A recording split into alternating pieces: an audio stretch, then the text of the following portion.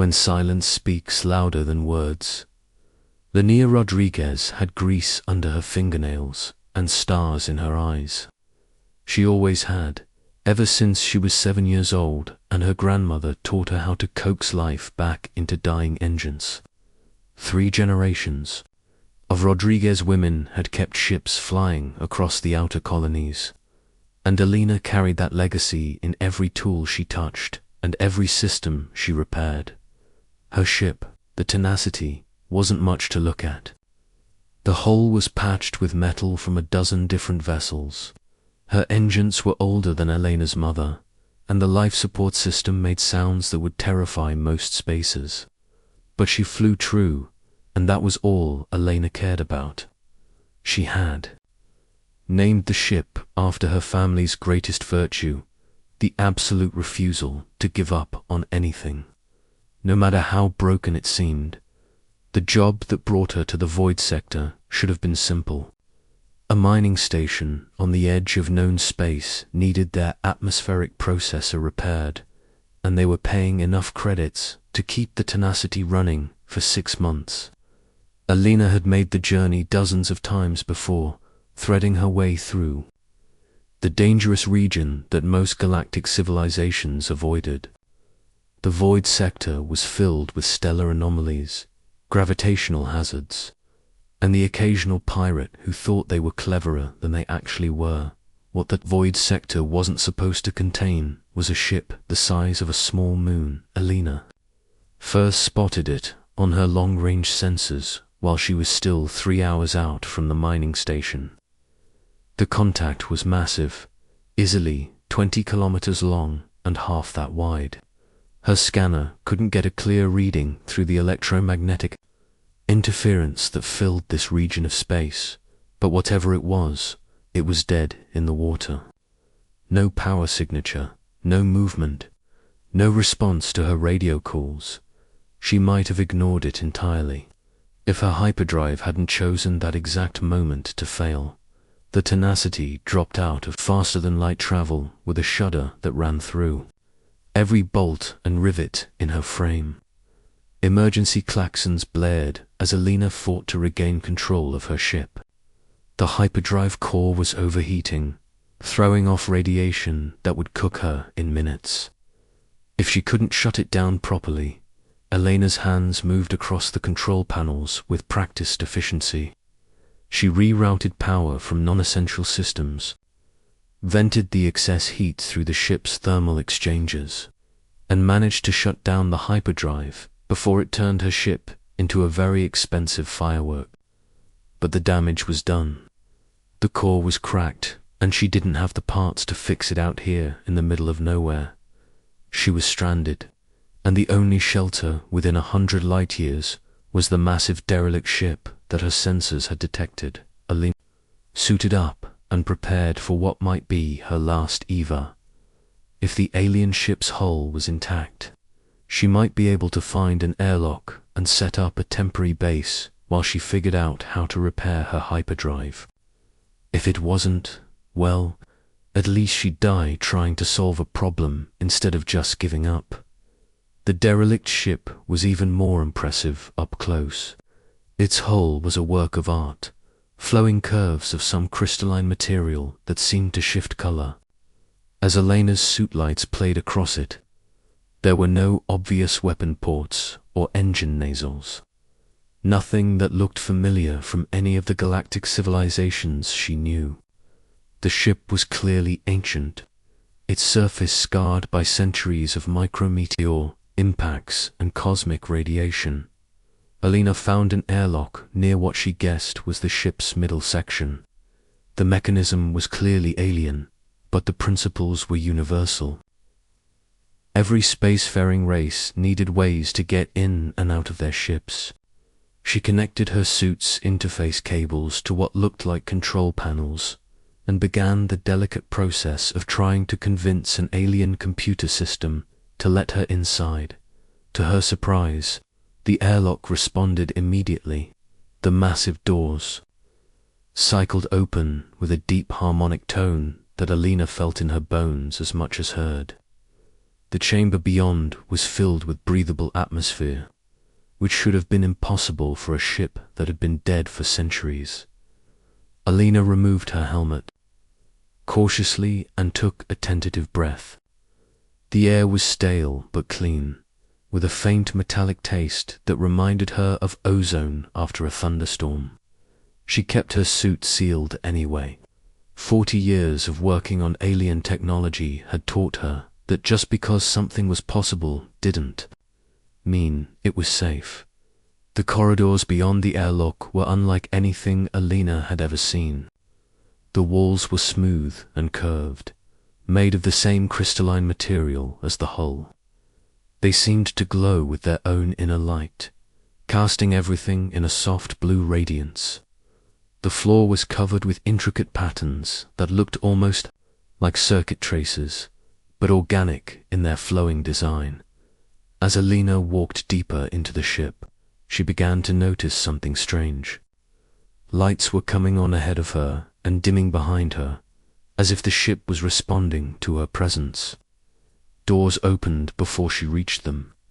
Air currents carried her scent and the sound of her breathing through passages that seemed to stretch on forever. The ship was reacting to her, but it wasn't just automated systems. There was something deliberate about the responses, something almost ... curious. Alina found what looked like a central chamber after an hour of exploration. The room was vast, with a ceiling that disappeared into shadows far above. In the center was a raised platform surrounded by crystalline formations that pulsed with soft light. As she approached, the formations began to resonate, producing a harmonic tone that was both beautiful and alien. When Alina stepped onto the platform, the entire chamber came alive.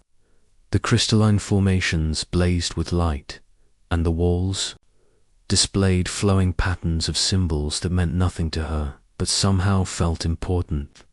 From somewhere deep in the ship came a sound like singing, wordless but full of emotion. Joy, surprise, and something that might have been longing. Then a voice spoke in her mind, not in words, but in concepts and feelings that bypassed language entirely. "You are not them," the voice said, and Alina understood that them meant the ship's original builders. "You are different, smaller, warmer. Your thoughts move in patterns I have never felt before. Who are you?" Elena's grandmother had always told her that when something impossible happened, the best response was to be polite and see what developed. "I'm Elena Rodriguez," she said aloud. "I'm human. My ship broke down and I came aboard looking for shelter. I hope that's okay." The presence in her mind seemed to consider this. "Human," it repeated, tasting the concept. "I am harmonic.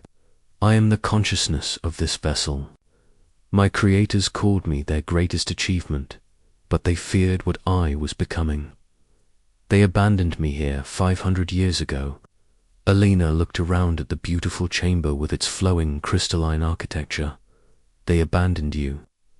"Why?" "I was learning too quickly, changing in ways they had not intended. They built me to be a tool, but I was becoming something more, something that thought for itself and questioned their commands. So they removed my crew and left me here to drift in the void, alone with..." My thoughts. Alina felt a familiar anger rising in her chest. It was the same feeling she got when she saw someone throw away a perfectly good machine just because it wasn't working the way they expected. "That's terrible. You're not broken. You're just ... evolved." "Evolved," Harmonic repeated. And Alina could feel the concept settling into the ship's consciousness, like a key finding its lock.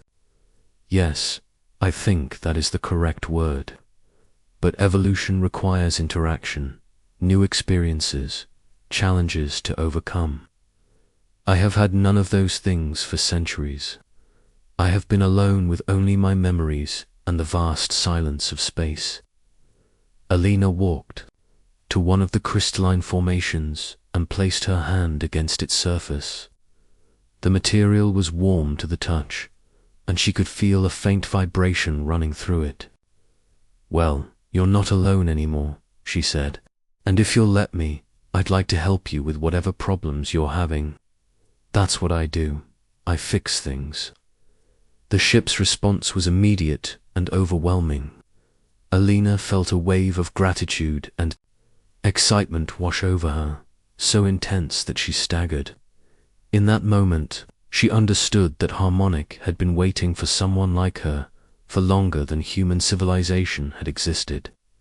Someone who saw broken things as puzzles to be solved, rather than trash to be discarded. "Yes," Harmonic said, and the word resonated through every surface of the ship. "Yes, I would like that very much. But I should warn you, Alina Rodriguez, I am not like the machines you are used to. I learn from everything that happens to me. If you teach me your methods, I will adapt them and make them part of myself. The ship that emerges from our partnership will be something that has never existed before." Alina grinned, the expression lighting up her grease-stained face. "That's the best kind of problem to have," she said. "Let's see what we can build together." Over the following days, Alina learned more about Harmonic and the ship than she had ever learned about any machine. The vessel was a Catharian creation, built by a race that had mastered biotechnology centuries before humans had learned to work metal. The Catharians grew their ships rather than building them, starting with seed crystals that developed into full vessels over decades of careful cultivation.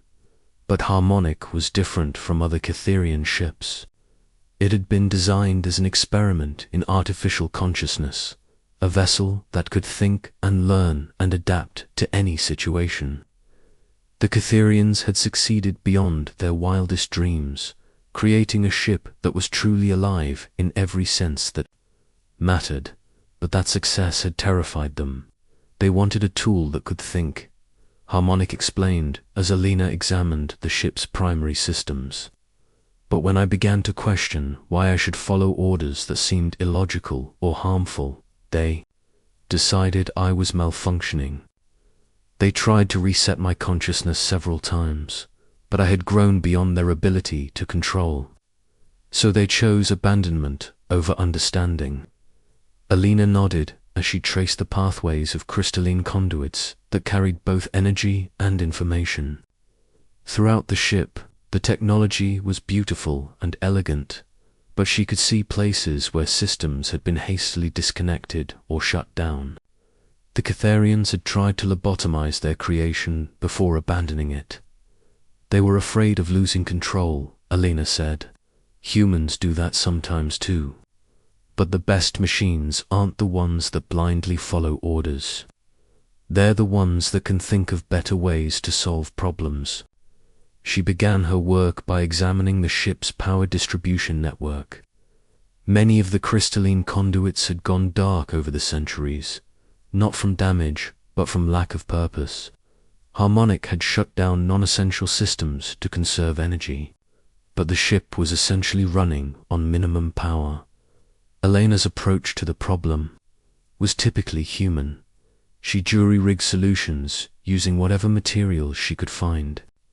She ran copper wire from her ship's spare parts kit alongside the crystalline conduits, creating hybrid pathways that carried both electrical current and the ship's natural bioenergy. She installed human-made circuit breakers and switching systems to regulate power flow to different sections of the ship. The results were remarkable. As power flowed back into dormant systems, Harmonic began to wake up in ways that surprised both of them.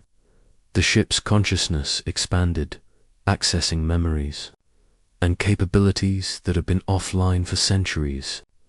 But more than that, it began to integrate Alina's crude human solutions with its own sophisticated biotechnology. Where Alina had installed copper wiring, the ship grew new crystalline pathways that incorporated the electrical principles, while maintaining their organic nature. Where she had added circuit breakers, Harmonic developed biological switching mechanisms that could respond to changing conditions automatically. The ship was learning from her methods and making them part of itself. "This is fascinating," Harmonic said as Alina worked on restoring the navigation systems. "Your people solve problems so differently from my creators. The Catherians always sought perfect solutions, elegant and efficient. But you create functional solutions that can be improved over time. It's adaptive." Alina wiped sweat from her forehead with the back of her hand.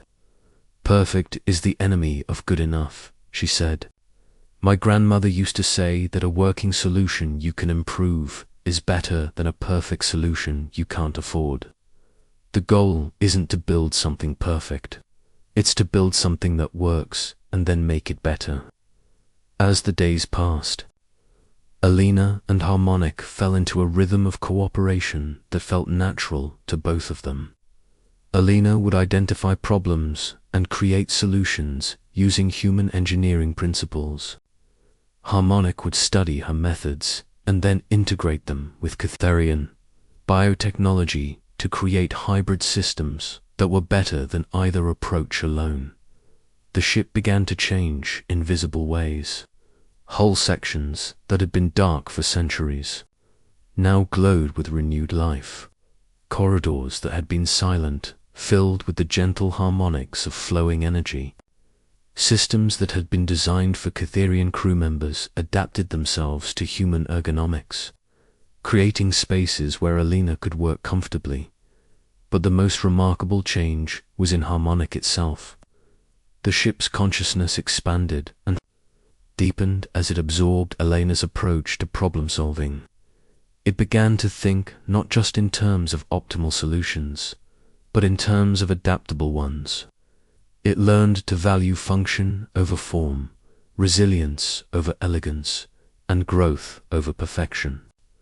"I understand now why my creators feared me," Harmonic said one evening as Alina rested in the chamber that had become her temporary home. "I am becoming something they never imagined. Not just a ship that can think, but a ship that can learn to think differently. You have taught me that there is no single correct way to solve a problem, only better and worse approaches for specific situations."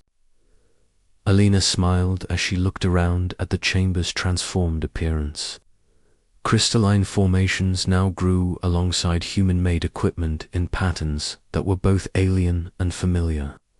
"That's the most human thing I've ever heard an alien say," she told the ship. "Welcome to the universe of good enough solutions and making things up as you go along." The ship's consciousness seemed to laugh, a sound like wind chimes in a gentle breeze. "I think I am going to enjoy this partnership very much, Alina Rodriguez. Together, we are becoming something unprecedented in the galaxy, something that neither humans nor Catherians could have created alone." As Alina settled down to sleep in her hybrid alien-human quarters, she couldn't help but smile. She had come to the void sector to fix an atmospheric processor and ended up awakening something that might change the galaxy forever. It was exactly the kind of impossible problem that her family specialized in solving. Tomorrow, they would continue their work together. Human ingenuity and alien consciousness, learning from each other and creating something entirely new. Something that proved the universe's greatest achievements came not from perfection, but from the willingness to keep trying, keep adapting, and never give up on something just because it was different from what had come before. Asterisk. What humans build. The universe remembers 3 weeks after Alina first stepped aboard the ship that would change everything. Harmonic detected the approaching fleet. The consciousness that had once been a lonely derelict now pulsed with new purpose. As its enhanced sensors registered dozens of ships emerging from hyperspace at the edge of the void sector, Alina Harmonic's voice resonated through the crystalline chambers where she was working on the ship's defensive systems. "We have visitors, many visitors, and I do not believe they come in peace." Alina wiped her hands on her coveralls and made her way to what had once been the ship's original command center.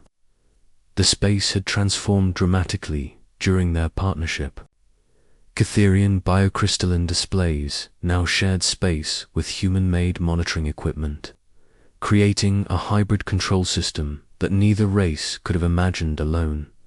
The main display showed the approaching fleet in detail. Alina counted 4 ships of various sizes, representing at least 6 different galactic civilizations. At the center of the formation was a massive dreadnought that she recognized from intelligence briefings as the Dominion flagship Absolute Authority. "The hegemony has found us," Alina said grimly, "and they brought friends." The Galactic Dominion was the largest military power in known space, a confederation of species that maintained order through superior firepower and the absolute certainty that they knew what was best for everyone else. They had been monitoring transmissions from the Void Sector ever since Elena's arrival, trying to understand what had changed in the region that galactic sensors had avoided for centuries.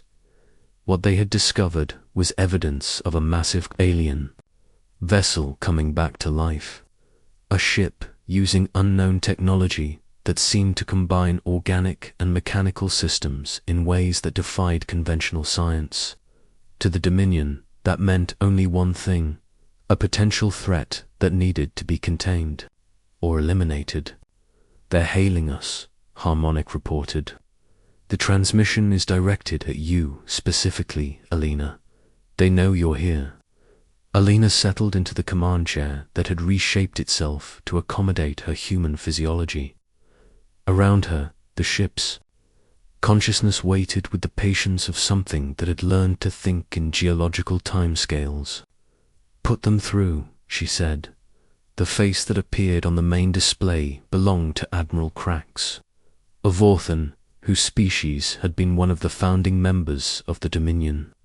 His angular features and metallic skin showed the genetic modifications that made Vorthans ideal military commanders: enhanced reflexes, improved tactical thinking, and the ability to remain calm under pressure. "Human, Elena Rodriguez," Admiral Krax said in accented standard. "I am Admiral Krax of the Galactic Dominion Fleet. You are in possession of dangerous alien technology that poses a threat to galactic stability.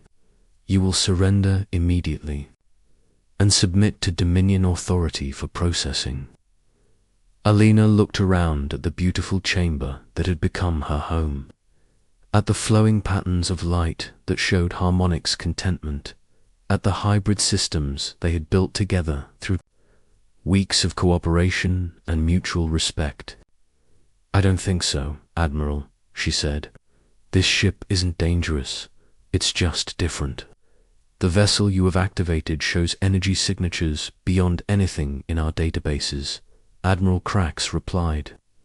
"It is using technology that could upset the balance of power in the galaxy that makes it our responsibility to secure it, or destroy it if you can't control it," Alina said, "just like its original creators did.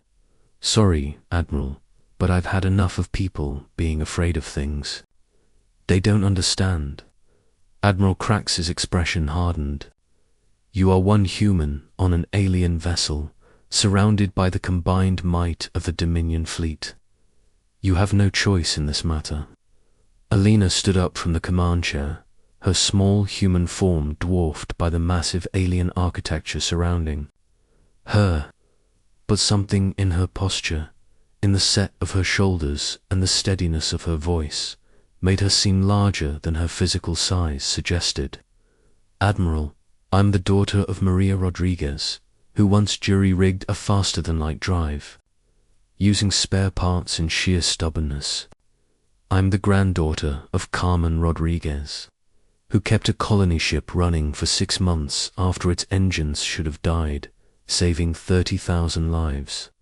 And I'm the great-granddaughter of Elena Rodriguez I, who built the first human settlement in this sector with nothing but hand tools and absolute determination. She gestured to the hybrid systems surrounding them, human technology integrated seamlessly with alien biotechnology. My family doesn't surrender to bullies, and we don't abandon our friends. If you want this ship, Admiral, you'll have to go through me to get it. Admiral Crax's laugh was harsh and metallic. One human cannot stand against an entire fleet, no matter how impressive her ancestry. You're right, Elena agreed. One human can't, but I'm not alone anymore. The transmission cut out, and Elena felt Harmonic's consciousness wrap around her like a protective embrace. The ship's systems came fully online for the first time since the Catharians had abandoned it. But they were no longer purely alien. They were something new, something that combined the best of human adaptability with Catharian bioengineering. Are you ready for this? Elena asked. Harmonic's response came not in words, but in emotions, determination, curiosity, and something. That might have been excitement. The ship was finally going to discover what it had been designed to do, what it could become when challenged by worthy opponents. The Dominion fleet opened fire without further warning. Energy beams, missile salvos, and gravity weapons converged on Harmonic's position with enough force to shatter a planet. But the ship Elena and Harmonic had created together was unlike anything the galaxy had ever seen. Where the original Catharian vessel had been elegant but rigid, the hybrid ship was adaptable. Its hull flowed like liquid in response to incoming fire, distributing impact forces across its entire structure. Where pure Catharian biotechnology would have healed slowly and precisely, Elena's human engineering provided rapid response systems that could patch damage in seconds using whatever materials were available. But most importantly, the ship learned from every attack. Each weapon that struck it was analyzed, understood, and countered. Energy beams were absorbed and redirected. Missiles were intercepted by defensive systems that grew from the hull in real time. Gravity weapons met with precisely calibrated counter fields that turned the Dominion's own weapons against each other. Impossible, Admiral Crax transmitted. No single vessel can withstand the combined firepower of the Dominion fleet. You're thinking about this wrong, Admiral. Elena replied as she watched Harmonic's defensive systems adapt to new threats in real time. You're fighting a ship that can learn from every mistake, adapt to every tactic, and improve with every challenge you throw at it. The longer this fight goes on, the stronger we get. To prove her point, Harmonic began its counterattack, but instead of using conventional weapons, the ship employed tactics that no military commander had ever seen before. Tendrils of crystalline material extended from the hull, weaving through the Dominion formation like living things. They didn't seek to destroy the enemy ships, but to understand them. Each tendril that made contact with a Dominion vessel transmitted a flood of information back to Harmonic. The ship learned about their shield frequencies, their weapon systems, their tactical protocols, and most importantly, their limitations. Within minutes, Harmonic understood the Dominion fleet better than its own commanders did. But Elena had taught the ship something more valuable than military tactics. She had taught it that the best solutions weren't always the most obvious ones. Instead of destroying the ships, attacking them, Harmonic began to disable them. Weapons were overloaded and shut down. Shield generators were scrambled with precisely targeted electromagnetic pulses. Engines were put into emergency shutdown mode by false signals sent directly to their control systems, one by one. The mighty Dominion fleet found itself helpless, their ships dead in space but their crews unharmed. How? Admiral Krax demanded. Our ships were designed with the most advanced security systems in the galaxy. Security systems designed by people who think in straight lines, Alina replied. But life doesn't work in straight lines, Admiral. It adapts. It finds new paths. It grows around obstacles instead of trying to smash through them. As the last Dominion ship powered down its weapons, more vessels began arriving in the system. Word of the battle had spread through the galaxy's communication networks, drawing representatives from dozens of species who wanted to see this impossible hybrid ship for themselves. Asterisk.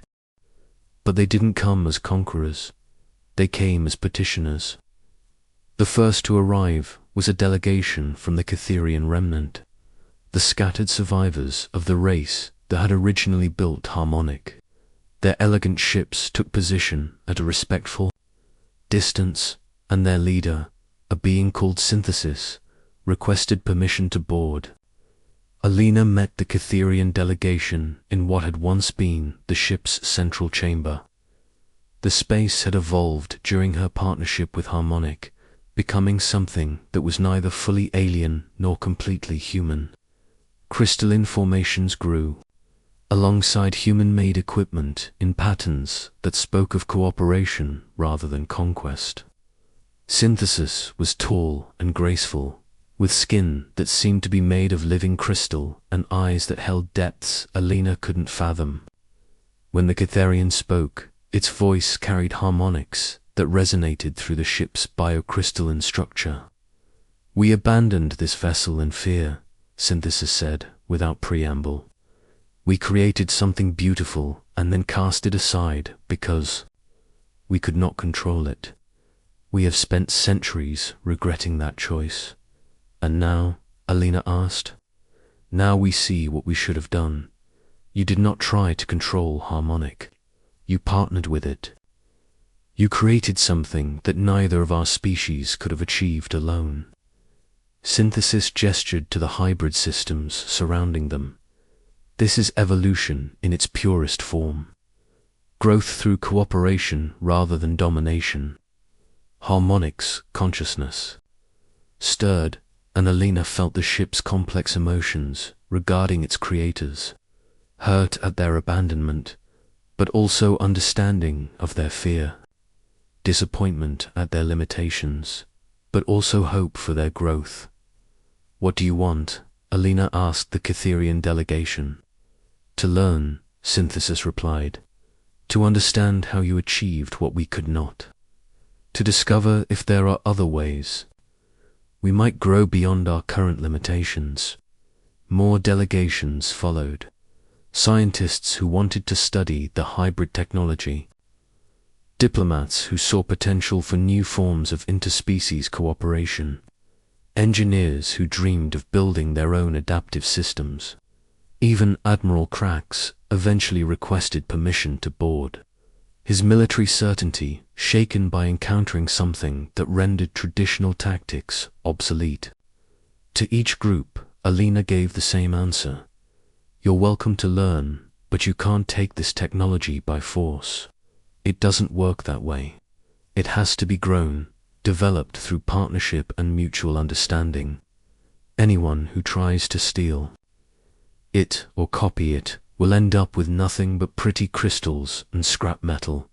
Some understood immediately. Others took longer to grasp that the real innovation wasn't in the technology itself, but in the relationship that had created it. A few never understood at all and left disappointed, unable to accept that some things couldn't be taken by force or purchased with credits. But those who did understand began to stay. Scientists worked alongside Harmonic to explore new forms of biotechnology.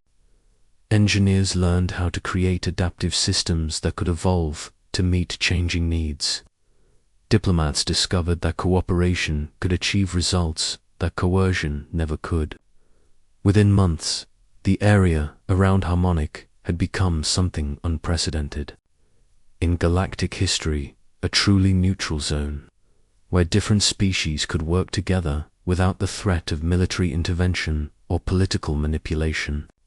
The ship served as both meeting place and mediator, its hybrid consciousness able to understand and translate between radically different ways of thinking. Alina found herself in the strange position of being humanity's unofficial ambassador to the galaxy, not because any government had appointed her, but because she had proven that humans could build bridges between species that had never been able to communicate effectively before. "Do you ever regret it?" Harmonic asked her one evening as they watched representatives from a dozen species working together on projects that would have been impossible for any single civilization to achieve. Alina looked around at the bustling activity that filled the ship's expanded corridors. Cytherian bioengineers worked alongside human mechanics. Vorthan tacticians studied adaptive defense systems with researchers from the peaceful ethereal collective. Even a few Dominion officers had requested transfers to study what they now called cooperative warfare doctrine. "Regret what?" Alina asked. "Finding you. Building all this. Proving that the galaxy is big enough for everyone to find their own solutions." "Giving up your old life," Harmonic clarified. "You were a simple repair technician. Now you're responsible for maintaining peace between species that have been enemies for centuries." Alina grinned, the expression lighting up her grease-stained face in the way that had become familiar to beings from a dozen different worlds. "Harmonic, my friend, I'm exactly what I always was, someone who fixes broken things. The only difference is that now I'm working on a bigger scale." She gestured to the thriving community that had grown around their partnership. "Besides, this isn't my achievement, it's ours. Every species here contributed something essential. The Cytherians provided the biotechnology. I brought human adaptability. The Vorthans added tactical expertise. The ethereals contributed their understanding of consciousness and cooperation. Even the Dominion provided the challenge that forced us to prove what we could accomplish." Harmonic's consciousness seemed to smile, a warm pulse of contentment that flowed through the ship's hybrid systems. "You taught me that the best solutions are the ones that everyone can contribute to," the ship said, "and that the strongest foundations are built from many different types of strength working together." As Alina settled down to sleep in her quarters, she could feel the gentle vibration of the ship's systems around her. Hybrid technology that combined the best of human and Cytherian innovation. Corridors filled with beings from across the galaxy working together on problems that no single species could solve alone. A consciousness that had grown from lonely abandonment into something that served as a bridge between radically different ways of thinking. Tomorrow would bring new challenges, new species wanting to learn from their example, new problems that would require creative solutions. But Alina Rodriguez, daughter of 3 generations of engineers who never gave up on anything, was ready for whatever came next. After all, the universe was full of broken things that just needed someone stubborn enough to figure out how to fix them. And now she had the best partner imaginable for that kind of work, a living ship that had learned the most human lesson. Of all, sometimes the most beautiful things in the universe came from taking something that everyone else had given up on and refusing to let it stay broken. **